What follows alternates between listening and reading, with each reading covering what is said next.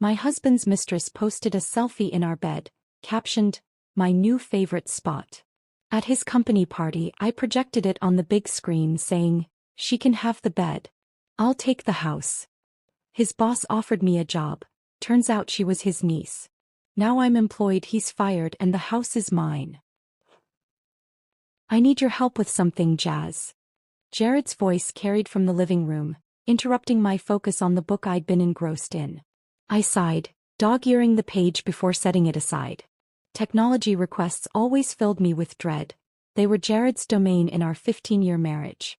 "What is it now?" I called back, making my way to where he sat surrounded by sleek packaging material.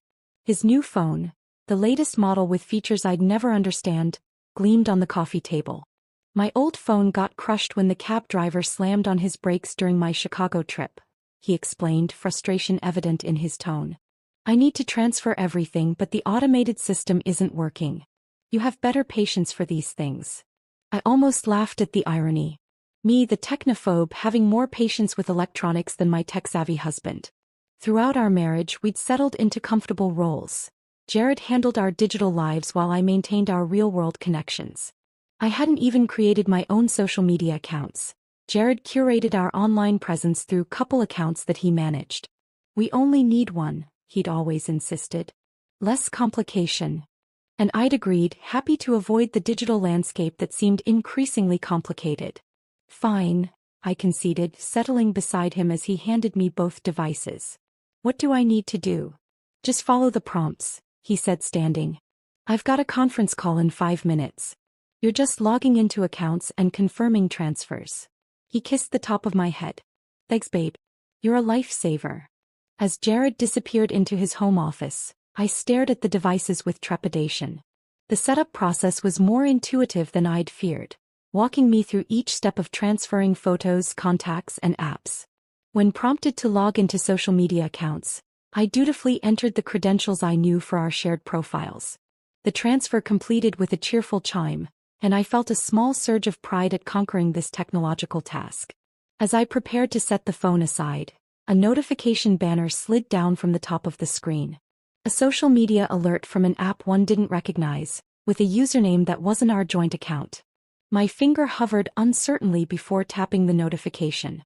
The app opened to reveal an entirely different profile, Jared's private account. An account I'd never known existed. The most recent post appeared at the top of the feed. My stomach twisted painfully as I registered what I was seeing. Our bedroom. Our bed. But it wasn't Jared in the image. A young woman with glossy dark hair and perfectly applied makeup reclined against our pillows. My pillows, with a coy smile directed at the camera. The caption beneath read, "My new favorite spot #blessed #secret joys." The timestamp showed it was posted 3 days ago, while I visited my sister in Portland. While our bed should have been empty. Before we begin, I want to take a moment to thank you for joining me for this story of betrayal and unexpected empowerment.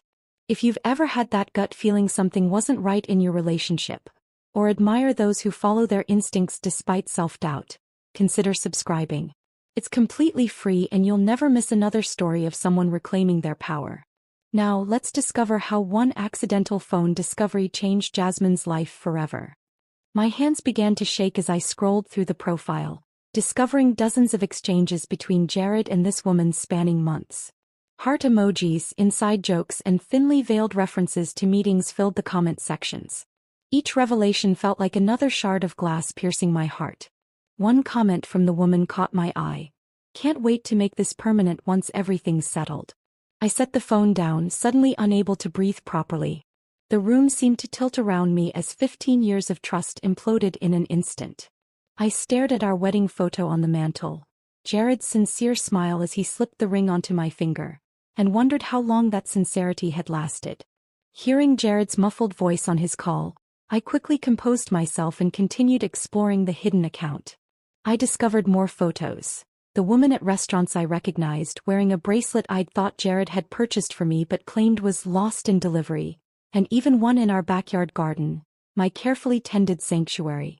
The most devastating realization wasn't just the affair but the calculated deception behind it. Jared had expertly used my technological reluctance as a shield for his betrayal. My aversion to social media, something he'd always subtly encouraged, had provided the perfect cover for his double life. When I heard his call wrapping up, I quickly closed the app and placed the phone on the table, heart hammering. As Jared re-entered the living room, I forced a smile. "All done?" he asked, reaching for the device. "Yes," I managed, proud that my voice didn't betray the hurricane of emotions inside me. "Everything transferred just fine." "You're amazing," he said, checking the phone with a quick scroll. If he noticed I'd seen his secret account, he didn't show it. "See? You're better with technology than you think." "Maybe I am," I replied softly. "Maybe I've been underestimating myself." That night, as Jared slept soundly beside me, I stared at the ceiling, unable to find comfort in the bed that had been invaded by a stranger. I couldn't help wondering how many nights she had lain in my place, how many times Jared had betrayed our vows in our own home. The next morning, I called my sister under the pretense of thanking her for hosting me. Once Jared left for work, I confessed everything. "That manipulative jerk," she exclaimed after I finished. "What are you going to do?" "I don't know yet," I admitted. "But I need to learn more before confronting him. Can you help me?" My sister, whose social media marketing career had always seemed so foreign to me, became my digital detective partner. Over video chat, she guided me through creating anonymous accounts to monitor Jared's activities without alerting him. She taught me how to navigate platforms I'd always avoided, showing me how to piece together the digital breadcrumbs of his deception. "Look for patterns," she advised. "Check tagged locations, mutual connections. People slip up online all the time." Within days, my technological abilities expanded exponentially, driven by determination rather than interest. I discovered the woman's name through mutual connections. I learned she worked at Jared's company in a junior position. I pieced together their meeting timeline through dated photos and event check-ins. Each discovery strengthened my resolve. The pain remained sharp and constant, but alongside it grew something unexpected: empowerment. The technological world I'd avoided was becoming my ally in uncovering truth. My self-imposed digital limitations had made me vulnerable. Now that same technology was becoming my strength. "Knowledge is power," my sister reminded me during our daily strategy sessions. "And you're gaining both." As I compiled evidence and learned more about the digital landscape Jared had used against me, one thing became crystal clear: I wouldn't confront him immediately. I would wait, watch, and plan. My technological awakening had just begun, and with it, a new version of myself was emerging from the betrayal's ashes. "You need to be smarter than him," my sister advised during our daily video call. It had been 2 weeks since my discovery, and I'd managed to maintain a perfect facade at home. "Don't give anything away until you have the full picture." I nodded, my laptop balanced on the kitchen counter while I prepared dinner, Jared's favorite pasta dish. The irony wasn't lost on me as I chopped vegetables with precise, controlled movements. I've been going through his search history when he's in the shower. He's been looking at vacation properties in the Bahamas. Places I've never heard him mention. "Screenshot everything," she instructed. "And we need to check if these trips align with his supposed business travel dates." I'd become a digital detective under my sister's guidance. What started as basic monitoring had evolved into sophisticated tracking. I'd learned to check location data on photos, analyze timestamps, and archive everything in encrypted folders that Jared, despite his technical knowledge, would never think to look for on my old laptop, a device he'd often mocked for being outdated. The pasta sauce simmered as I heard Jared's car pull into the driveway. "He's home," I whispered, quickly closing the laptop. "Same time tomorrow?" "Always." "Jess, you're stronger than you think." I greeted Jared with a practiced smile and a glass of wine, playing the role of devoted wife while my mind catalogued his every word for inconsistencies. He mentioned an upcoming company retreat, and I made a mental note to cross-reference this with the information I'd gathered about his mystery woman's schedule. The next morning, after Jared left for work, I visited a coffee shop 3 towns over where no one would recognize me. There, I met with Patricia Winters, a divorce attorney my sister had recommended. "Everything you can document will help," Patricia explained, reviewing the evidence I'd compiled. "Financial records, communication patterns, photographic evidence, it all builds your case." Her eyes narrowed as she studied a particular image. "This woman. Have you identified her?" Her name is Veronica, I replied. She works at Jared's company. Junior marketing position, based on her LinkedIn profile. Patricia nodded approvingly. You've been thorough. That's good. I need to understand everything before I make a move, I admitted. It's not just about the divorce. It's about understanding the full extent of his betrayal. After the consultation, I felt both heavier and lighter. The reality of ending my marriage was sinking in, but so was the liberation of taking control. I spent the afternoon in the coffee shop, creating a detailed timeline of Jared's affair using a journal I'd purchased specifically for this purpose. Dates, locations, communications, all meticulously documented. That evening, while organizing the digital evidence, I noticed something I'd overlooked. In several photos, Veronica was tagged at company events alongside an older man with a striking resemblance to her. Curious, I did a reverse image search and discovered he was Robert Henderson, the CEO of Jared's company. My heart raced as connections formed. I searched through company press releases until I found confirmation. CEO Robert Henderson and niece Veronica Shaw at the annual charity gala. The pieces started falling into place with sickening clarity. Jared had been lobbying for a senior position for months, a role that would position him directly under Henderson. He'd complained about being overlooked despite his qualifications.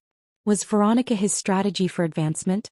I delved deeper into social media, finding older posts from company events. There was Jared, gradually positioning himself closer to Henderson in photos over the past year. And then within the last 6 months, increasing appearances with Veronica. The calculated progression was unmistakable. A memory surfaced, Jared mentioning that Henderson had no children, only a niece he adored. Family-run business in everything but name, he'd said casually. When Henderson retires, she'll inherit everything. That night, I lay beside Jared in bed, studying his sleeping face in the dim light. The man I'd loved for 15 years now seemed like a stranger. Calculating, manipulative, willing to use anyone to achieve his ambitions. Including me. Our marriage had been his respectable foundation while he plotted his corporate ascension. The following week brought the confirmation I needed. While Jared showered, I checked his email on his tablet. Something I'd never done before my digital awakening. There it was. A message from Veronica with the subject line, Uncle Robert's retirement timeline. Asterisk, he's thinking 2 years max. By then we'll be ready to step in together. Your strategy for the Asian market expansion impressed him. He mentioned how well you'll fit into the family business once things are settled at home. Can't wait to see you tomorrow. Miss our spot already. Sis. I felt physically ill reading it. Our marriage wasn't just collateral damage in an affair. It was an inconvenient obstacle in a business strategy. I forwarded the email to my secure account before carefully marking it unread and returning the tablet exactly as I'd found it. That night, I updated Patricia with the new information. Her response was immediate. This changes things. Corporate ethics violations potentially get messy. Document everything. And Jasmine? Stay calm. We're building a case. Maintaining normalcy became increasingly difficult.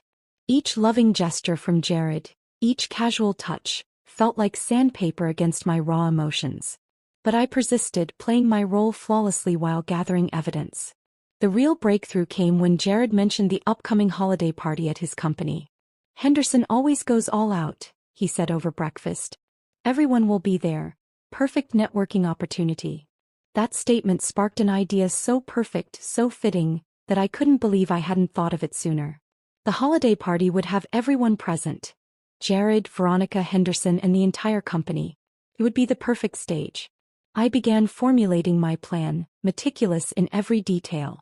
I researched the venue, the typical schedule of these events, even befriended the company's events coordinator under the pretense of helping with spouse contributions. Each piece of information became another component in my strategy. Are you sure about this? My sister asked when I finally shared my intention. It's bold. Very public. That's the point, I explained, surprising myself with my steadiness. Jared has hidden everything in the shadows. I'm bringing it all to light. 3 months after discovering that fateful selfie, I had transformed from a technologically naive wife to a woman with purpose and plan. The digital world that had once felt so foreign was now my battlefield. I'd learned patience, strategy, and the power of information. As the date of the holiday party approached, I made my final preparations. The evidence was secure, my divorce papers ready, and my strategy set. The perfect dress, elegant yet commanding, hung in my closet. Not in our bedroom closet, but in the guest room where I'd secretly moved my essential items without Jared noticing. The night before the party, Jared kissed me and said, "I'm glad you're coming tomorrow. It means a lot to have you there." I smiled, genuine for the first time in months. I wouldn't miss it for the world. In fact, I think it's going to be unforgettable. The grand ballroom of the Montclair Hotel glittered with holiday decorations as I stepped through its doors, my arm linked with Jared's. Crystal chandeliers cast a warm glow over tables adorned with elaborate centerpieces, while a string quartet played softly in the corner. It was exactly as Marcus, the event coordinator I'd befriended, had described during our casual coffee meetings. "You look stunning tonight," Jared whispered, his hand resting possessively on the small of my back. "Everyone's going to be impressed." I smiled, wondering if he'd noticed the coldness behind it. "That's the plan." My emerald dress, a color I rarely wore but had chosen specifically for its boldness, drew appreciative glances as we made our way through the crowd. In my clutch purse, alongside my lipstick and compact, was a small USB drive containing everything I needed for tonight. "Jared, there you are." A colleague approached, champagne in hand. "The big boss is looking for you. Something about your presentation?" Jared's face lit up. "Perfect timing. Henderson confirmed I'm speaking about the Asian expansion project tonight." "Congratulations," I said, meaning it in ways he couldn't possibly understand. "You've worked hard for this moment." "I won't be long," Jared said, squeezing my hand before disappearing into the crowd. The second he was out of sight, I made my move. Slipping away toward the back of the ballroom, I found Marcus adjusting settings at the AV control panel. "Everything ready?" I asked quietly. He nodded, accepting the USB drive I discreetly passed to him. "Loaded and ready to go. Just give me the signal when he starts speaking." His eyes conveyed sympathy. Our coffee meetings had revealed enough for him to understand what I was doing, if not the full extent of why. "Thank you," I said, genuinely grateful. "I owe you. No one deserves to be treated that way," he replied simply. "Just remember, the microphone will activate automatically when you press this button." He showed me a small remote. "Keep it in your hand throughout the evening." I rejoined the party just as Robert Henderson, a distinguished man in his 60s with salt and pepper hair, took the stage. His commanding presence immediately silenced the room. "Welcome to our annual celebration," he began warmly. "Another exceptional year for Henderson Global Solutions." I scanned the crowd until I spotted Veronica, stunning in a red dress that seemed deliberately chosen to complement Jared's navy suit. She stood near the stage, eyes fixed adoringly on my husband as he waited for his moment in the spotlight. The sight should have hurt, but all I felt was resolve. Henderson's speech continued with the usual corporate platitudes until he reached the part I'd been waiting for. "And now, to discuss our exciting expansion into Asian markets, I'd like to invite our Director of Strategic Development, Jared Williams." Applause filled the room as Jared confidently took the stage. I positioned myself strategically, moving closer to ensure a clear path to the microphone stand placed at the edge of the stage for audience questions. "Thank you, Robert," Jared began, his charismatic smile sweeping across the room. "It's been an incredible journey developing this initiative." I let him continue for several minutes, watching him in his element. Charming, articulate, commanding. This was the man I'd fallen in love with, the brilliant mind I'd supported through late nights and career uncertainties. Now I was seeing him clearly for perhaps the first time. When he reached the midpoint of his presentation, displaying a slide about building meaningful relationships in new territories, I pressed the remote in my palm. Marcus had timed it perfectly. The screen behind Jared suddenly changed, revealing the selfie of Veronica in our bed with her caption prominently displayed, "My new favorite spot #blessed #secret joys." A collective gasp rippled through the audience. Jared froze mid-sentence, turning to see what had caused the reaction. His face drained of color as he recognized the image. That was my cue. I stepped forward, the spotlight finding me as I approached the microphone. The remote in my hand activated my mic as promised. "She can have the bed," I said, my voice remarkably steady as it echoed through the ballroom. "I'll take the house." The silence that followed was absolute. Hundreds of people suspended in shared shock. Jared's mouth opened and closed, no words emerging. In the corner of my vision I saw Veronica shrinking back, attempting to disappear into the crowd. Jasmine, Jared finally managed, his voice strangled. This is a misunderstanding. That's not what it looks like. I finished for him, maintaining my composure. Not your mistress in our marital bed while I was visiting my sister? Not the woman you've been seeing for months while positioning yourself closer to her uncle's company. Another gasp swept through the room, followed by murmurs as connections were made. Henderson had stepped forward, his expression unreadable as he stared at the image. That's my niece, he said, his authoritative voice cutting through the murmurs. His gaze shifted from the screen to Jared, then to Veronica, who had frozen in place, and finally to me. Jared attempted damage control, his professional demeanor crumbling. Robert, I can explain. This isn't my office. Now. Henderson's tone left no room for argument. He gestured to a security guard who immediately moved toward us. Mrs. Williams, I believe you should join us as well. I nodded, feeling oddly calm as the security guard escorted us away from the stunned audience. Behind us, I heard Henderson instructing another executive to continue the evening's program. The walk to Henderson's office on the top floor felt surreal. Jared ahead with one security guard, me following with another, and Henderson and a visibly distressed Veronica bringing up the rear. No one spoke in the elevator or along the corridor leading to an impressive corner office overlooking the city. Once inside, Henderson closed the door firmly and turned to face us. Sit, he commanded. Jared and I took seats on opposite sides of the room. Veronica remained standing, tears streaking her makeup. Uncle Robert, she began, I didn't know. Henderson raised a hand, silencing her.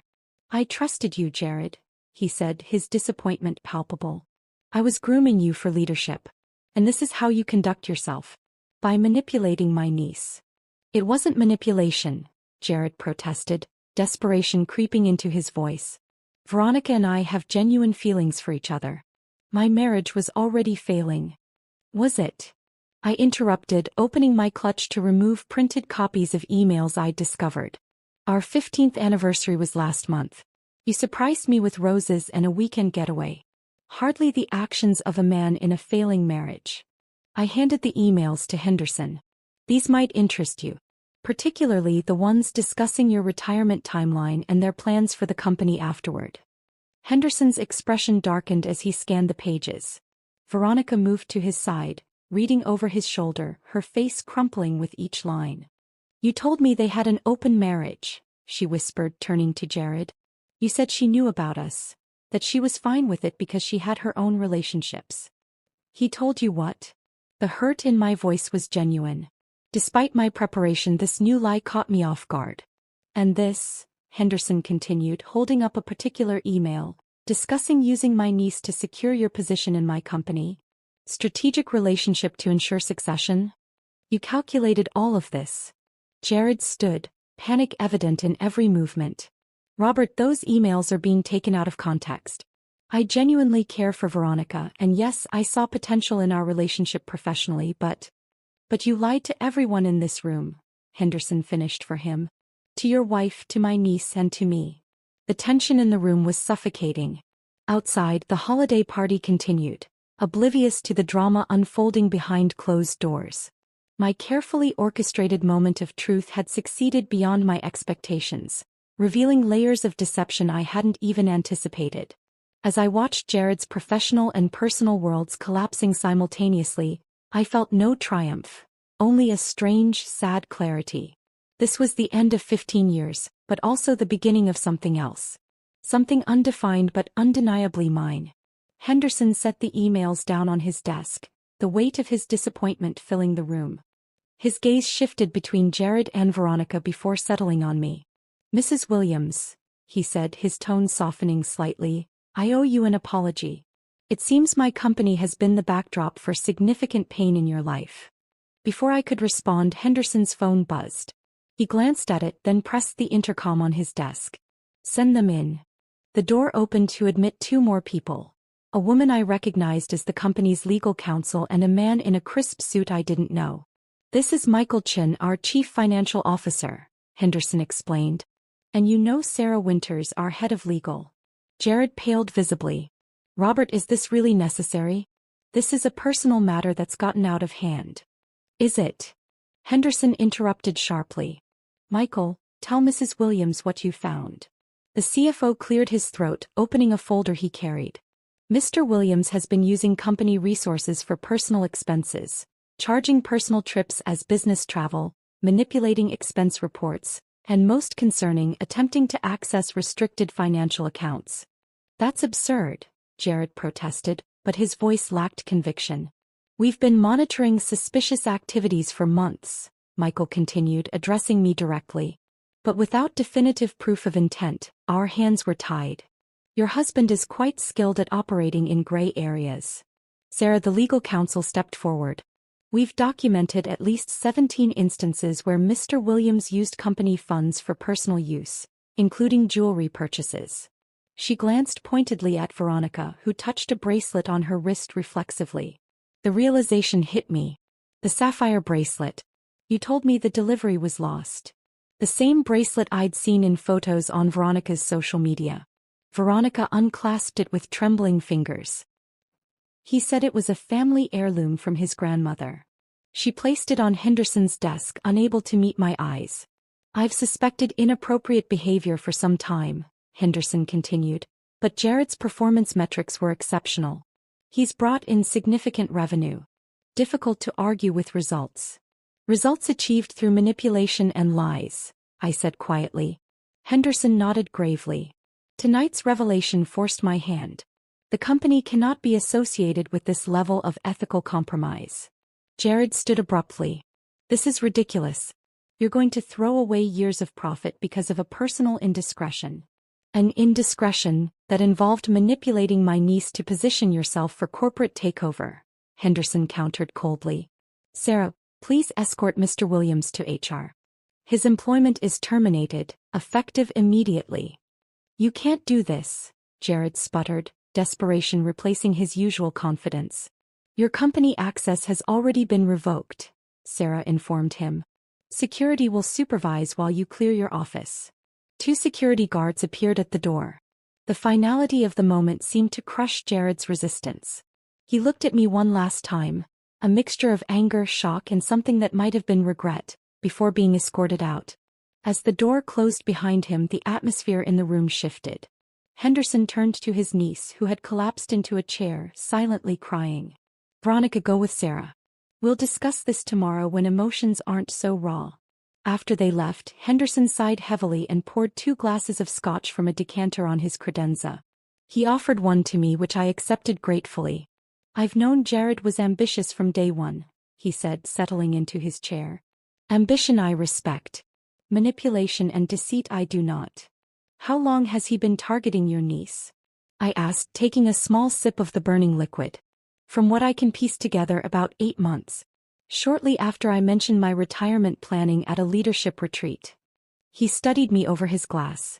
You're remarkably composed for someone whose life just imploded publicly. I managed a small smile.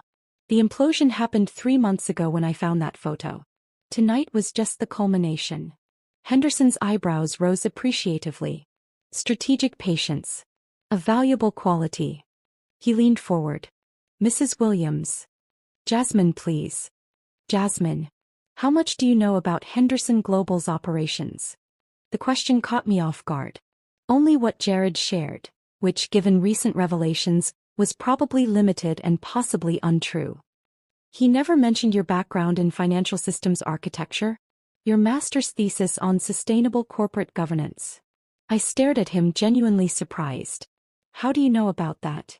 I make it my business to know who enters my extended circle. When Jared married you, I had you vetted, standard procedure for executive spouses. He smiled at my expression. You were an exceptional systems architect before you stepped back from your career. Your former colleagues speak highly of your integrity and analytical skills. A knock at the door interrupted us. Henderson called for them to enter, and to my astonishment, 3 of Jared's colleagues filed in. People I recognized from company functions but had rarely spoken with. You asked to see us, sir? said a woman I recalled was named Diana, head of product development. Yes. Please share with Mrs. Williams what you told me last month. Diana looked uncomfortable but stepped forward. We've had concerns about Jared's methods for some time. Client information disappearing, competitive bids being undermined, strategic plans changing last minute to his advantage. Why didn't you report it? I asked. The tallest man, Thomas from marketing I remembered, spoke up. Jared made sure his relationships provided protection. He cultivated powerful allies. And made examples of those who questioned him, added the third person, an analyst whose name escaped me. Last year, a junior developer raised ethical concerns about data handling. 2 weeks later she was gone, performance issues officially. I received a unanimous letter of concern from these department heads, Henderson explained. But without concrete evidence, it was their word against his stellar performance metrics. Then you showed us all the truth, Diana said, genuine gratitude in her voice. Many of us suspected his relationship with Veronica wasn't what it seemed, but no one dared suggest he was using her to position himself within the company. As they shared more examples of Jared's ruthless climb up the corporate ladder, I began to understand the full scope of his deception. The man I'd married had disappeared years ago, replaced by someone I hardly recognized. What happens now? I asked when they finished. Henderson dismissed his employees before answering. For Jared? Legal consequences possibly. For the company? Damage control. For you? He studied me thoughtfully. That depends entirely on what you want. I want to rebuild my life, I said simply. And your career? He pressed. Someone with your skills and clearly demonstrated ability to analyze complex situations would be an asset to any organization, including mine. I blinked in surprise. Are you offering me a job?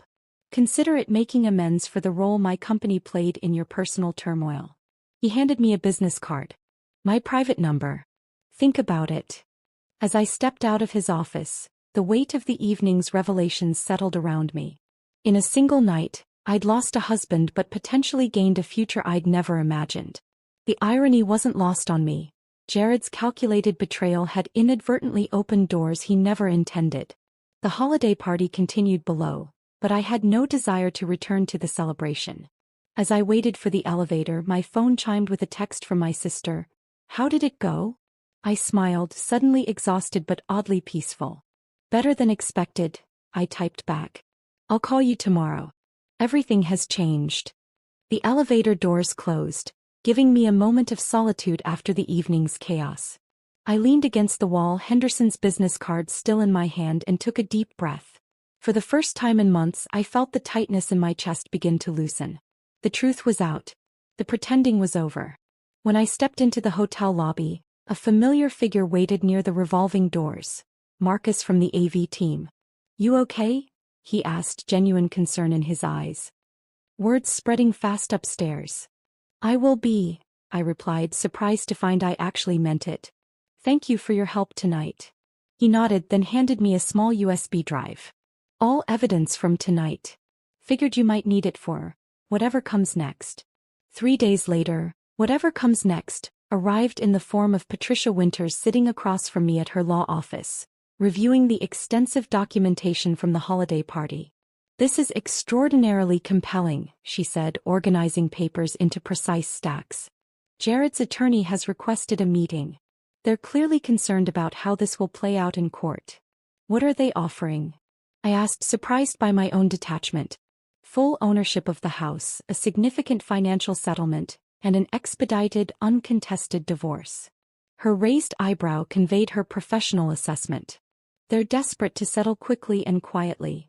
I thought about our home, the garden I'd cultivated for years, the kitchen where I'd perfected recipes, the spaces that held memories beyond Jared's betrayal.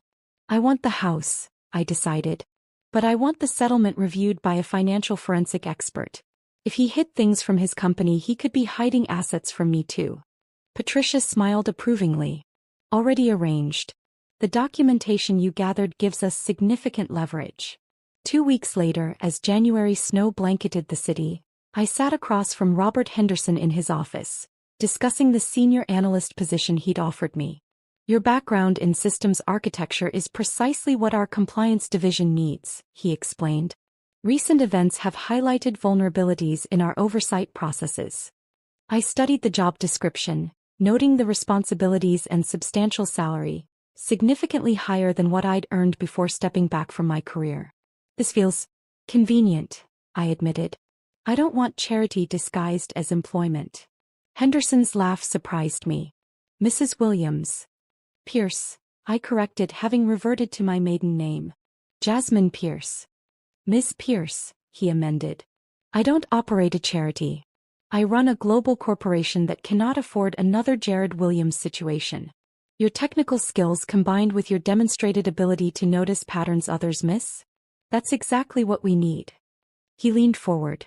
The fact that hiring you might also irritate your ex-husband is merely a pleasant bonus. I accepted the position that afternoon, starting immediately as a consultant while the divorce proceeded. My days quickly filled with systems audits, compliance protocols, and the exhilarating feeling of using my professional skills again after years of dormancy. The corporate world I re-entered was vastly different from the one I'd left. Technology had evolved dramatically, but my newfound digital literacy, ironically developed while investigating Jared, provided a foundation I could build upon. I enrolled in evening courses, attended weekend workshops, and quickly closed the knowledge gap. You're a natural, my team lead remarked after I identified a security vulnerability in their financial reporting system. Hard to believe you were tech-averse just months ago. I smiled, thinking of my sister's patient guidance during those early days of digital detective work.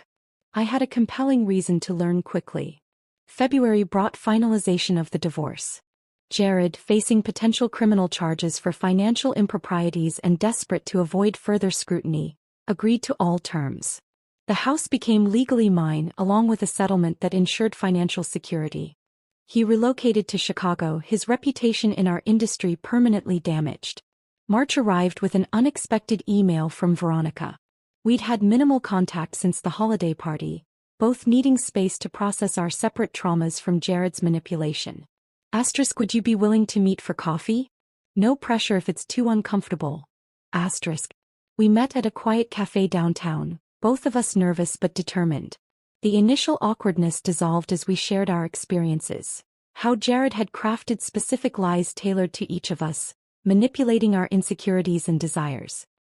He told me you were cold and career-obsessed, she confessed. That you'd agreed to an arrangement where you maintained appearances while pursuing separate lives. While he told me I was better suited to home life than professional pursuits, I replied, the irony not lost on either of us. Our conversation shifted from Jared to ourselves.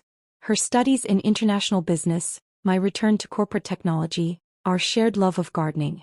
By our third coffee meeting, we developed a tentative friendship built on mutual respect and the unusual bond of shared deception.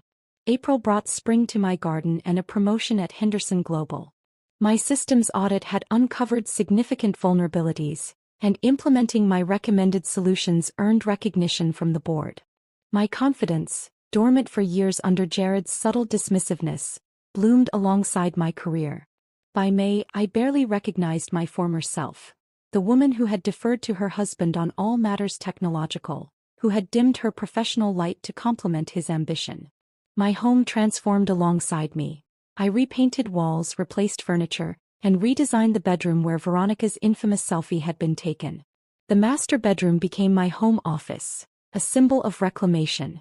I purchased a state-of-the-art computer system, setting it up myself with satisfaction. The bed was donated, replaced by a sleek desk where I often worked late into the evening on projects that challenged and fulfilled me. In June, exactly 6 months after the holiday party that had changed everything, I hosted a housewarming celebration. My sister flew in for the occasion, proud of the transformation she'd witnessed. Colleagues from Henderson Global mingled with longtime friends in the backyard garden I'd expanded with new varieties of roses. To new beginnings, my sister toasted, raising her glass as sunset painted the sky in vibrant hues. Veronica arrived last, hesitating at the garden gate until I waved her over. She'd accepted a study abroad opportunity in London.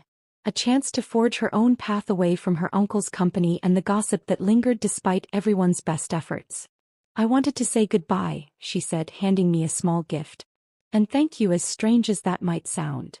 Inside the package was a delicate silver bracelet. Nothing like the ostentatious sapphire one Jared had given her. The charm dangling from it was a small key. For new doors, she explained simply. As evening settled over my transformed home, I watched the gathering of people who had supported me through crisis or entered my life in its aftermath. Not one of them saw me as an extension of Jared Williams or defined me by his betrayal. In their eyes, and increasingly in my own, I was simply Jasmine Pierce. Capable, resilient, and finally the author of my own story. The woman who had once been too intimidated to set up a social media account now led a corporate technology division. The wife who had maintained a perfect facade now built authentic connections. The betrayal that had been meant to diminish me had instead revealed strengths I'd forgotten I possessed. The house was mine. But more importantly, so was the life within it.